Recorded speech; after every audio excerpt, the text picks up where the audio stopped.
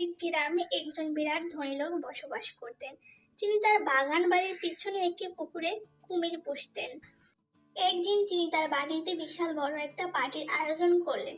নানা জায়গা থেকে নানা রকমের এবং অনেক লোক সেই পার্টিতে উপস্থিত হলেন। খাওয়া দাওয়ার পর পুরাতন কালের মহারাজাদের স্টাইলে ধনী লোকটি বললেন, যে সাহস করে এই কুমির ভর্তি পুকুরটি সাঁতরে পার হতে পারবে তাকে 1 কোটি টাকা, না হয় আমার মেয়ের সাথে বিয়ে দেবে।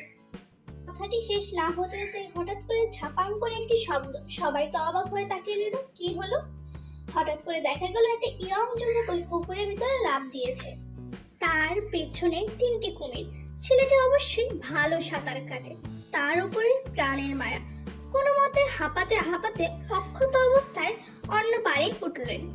ধনী লোকটি এগিয়ে গেলেন, লোকটি হাত ধরে বললেন, আমি এত সাহস করে যে কেউ এই কুমির ভর্তি পুকুরে লাফ দেবে আমি বিশ্বাস করতে পারি না। তোমার অনেক সাহস ইয়াং ম্যান। তোমার সাহস দেখে তো আমি অবাক। আমি এমন একজন সাহসী মানুষকেই খুঁজেছি। তুমি কি চাও? তুমি কি আমার 1 কোটি টাকা চাও, নাকি আমার সুন্দরী মেয়েকে চাও? তুমি যেটা চাইবে আমি তোমাকে তাই দেব, কারণ তোমার মতো সাহস মানুষ আমি পৃথিবীতে খুব কমই দেখেছি।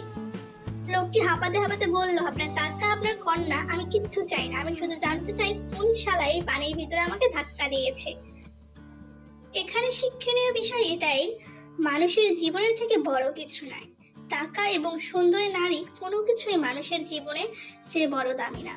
মানুষের জীবন অনেক দামি, তাই টাকা পয়সা এসব দিয়ে জীবন কেনা যায় না।